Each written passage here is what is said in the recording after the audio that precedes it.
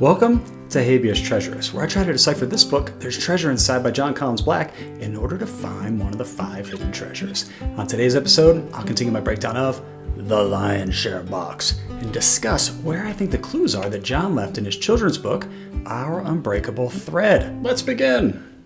The author kicks off Chapter 8 with the following passage. He writes, I authored a children's picture book titled Our Unbreakable Thread, published by Marble Press. It's a story of love through generations and the bond that connects a parent, child, and grandchild. As fate would have it, Our Unbreakable Thread was published the same year as this book. Because of this timing and for fun, I decided to leave an extra clue or 2 within my children's book about the location of our treasure. Now, there's been a lot of speculation about what these clues could be, so I'm going to add to that. Who knows if anything I'm about to say is correct, but let's get into it. First, let's start off by taking a look at the children's book, Our Unbreakable Thread. It's 32 pages long and features illustrations on each page with some short text. Jon wrote the text for the book, but did not draw the illustrations. That was done by Nicole, whose last name I will not try to pronounce. I think this is important. Not my illiteracy, but the fact that Jon didn't do the illustrations. We know from interviews that he's given that Jon was very secretive about the clues for the hunt. He worked alone and didn't even tell his wife where the boxes were hidden. So it makes sense that he would also not want to give away any clues to the illustrator of the children's book either. So this makes me think that the clues Jon left in the book are likely things he had complete control over. Things like the title, the words, the storyline. I think this is supported by the opening line of the chapter where he writes, I authored a children's book, and later, I decided to leave an extra clue or 2 within the children's book. After all, why take the chance of telling the illustrator to draw something a specific way that might leak out as a clue and make the hunt seem unfair? Also, it seems like the main reason JCB kept his collaborators in the dark, including his own family, was out of kindness, so that treasure hunters, like you and me, wouldn't bother and harass them endlessly trying to pry out the clues. I think he wants these people left alone in peace, so that's why I think we can ignore the intricate details of the images in the children's book that the illustrator drew. For instance, I don't think there is a hidden cipher in the colors of the blanket, or that the strange turtle and kite hanging on the blue bedroom wall has a special meaning. That is my first assumption.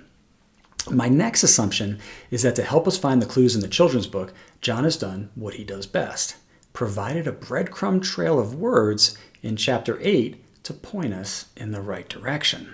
After all, it wouldn't be very sporting to just leave us to guess which of the 32 pages in the children's book contain clues. Therefore, I believe there should be a way to decode Chapter 8 to find the clues. So what could it be?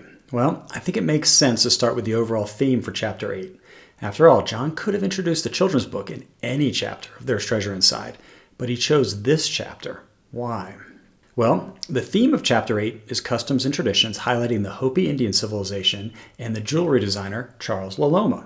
So let's start with the theme of Native Americans and the words he used in Chapter 8 to see where it leads.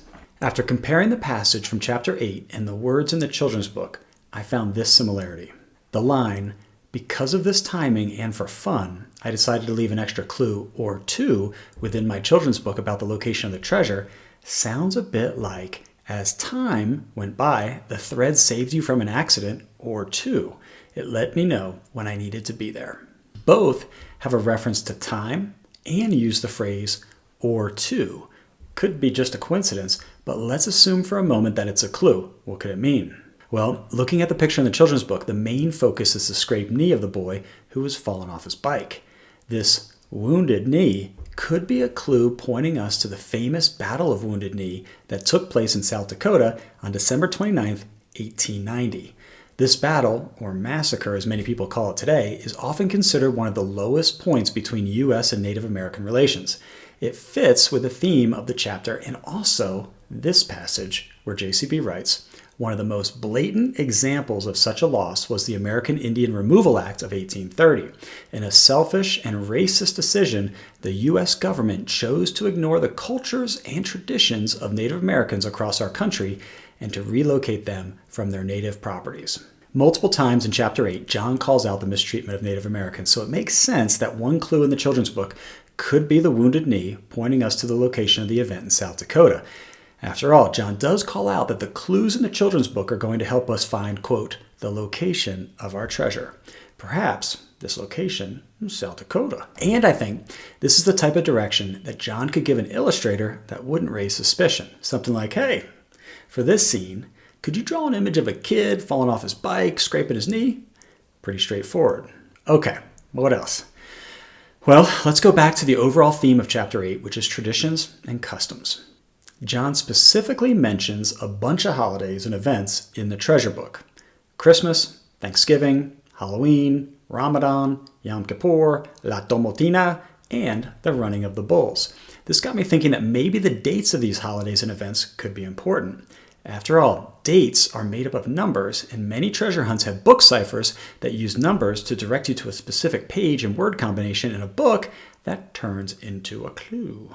If you've ever seen the movie National Treasure, you'll remember that Nicolas Cage uses a book cipher on Benjamin Franklin's Silence Do-Good letters to find a clue. And all you need to make this work is to know which book to use for the book cipher.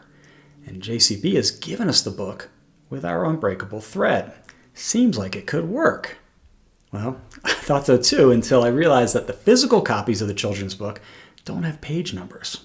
Only the digital copies do. It's very strange. And I feel like if Jon intended for us to use the dates of the holidays and events for the book cipher, he would have made sure to include page numbers in the physical books to guide us to the correct words. A missed opportunity in my opinion, because it would have been a really, really cool way to leave a clue. But even though this didn't work out, I do think there is a reason that Jon has included the holidays. And here's what I mean. Let's look at the paragraph in Chapter 8 that appears directly before he lists out the holidays. It reads, Our Unbreakable Thread was written as an homage to my children, my wife, and my parents. As much as I love dreaming about the future, I am grateful for all my connections to the past. No doubt, this is one of the reasons why I love traditions, which help formulate the ties that bind families together. Here's where I think Jon is pointing us to another potential children's book clue.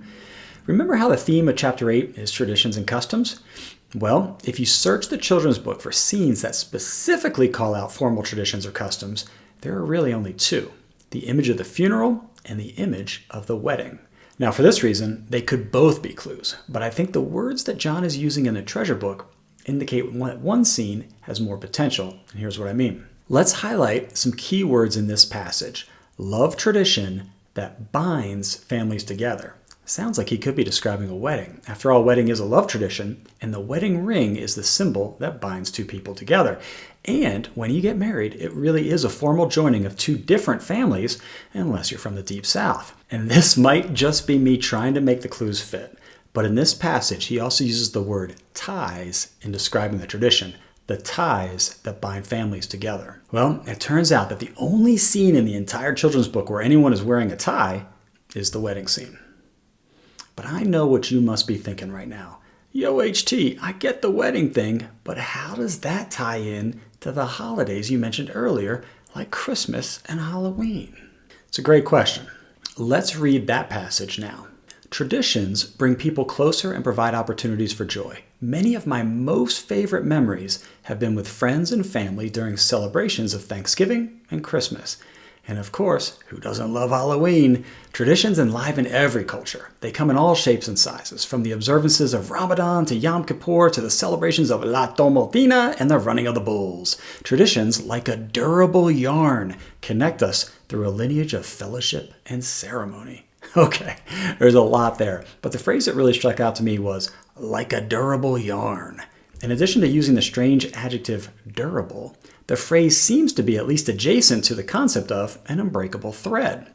So, on a hunch, I Googled which yarn brand might also be the name of a holiday and discovered the brand Red Heart Holiday, which is a pretty good description of Valentine's Day.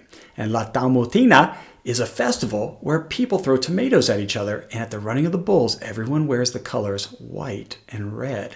So it seems like maybe JCB is making a connection to the color red and Valentine's Day. This led me to research the origin of Valentine's Day. Not surprisingly, I discovered that it was a pagan celebration originally called Lupercalia by the Greeks and Romans. It was a fertility ritual that featured goat sacrifices and paying homage to Aphrodite and Pan, exactly what JCB describes in chapter 21, The Antiquities of Alexander, on page 183 and 184. Now, this could be a coincidence, but it also could be a clue, because eventually the Romans renamed the holiday of the Feast of St. Valentine's to distance it from its pagan roots. And it turns out that St. Valentine was canonized because he refused to stop marrying people and was put to death as a result. So, Valentine's Day is basically a holiday with its roots in marriage, which makes the marriage scene in the children's book a potential clue. We also know that JCB got married while writing the treasure book, so it was on top of his mind, and calls this out in chapter 22 of the book when he describes playing the song Make Your Own Kind of Music at his wedding. This, of course, leads into the final chapter of the book where Jon describes the creative night tradition that he and his wife have each week, where they choose a fun thing to do together. I think Jon might be calling out that his wedding and his creative night tradition are important clues in the hunt. After all, he writes, traditions provide emotional connections to the past. This is why when you and I take the time to learn about another person's traditions, we understand that person at a deeper level. Sharing traditions is a chance to connect. Likewise, dismissing the traditions of others as inconsequential is a huge missed opportunity. I think he's saying don't miss the opportunity to understand his traditions because it's a clue. Well, that's all I've got for today's video. I hope you enjoyed it and that it helps you with your hunt.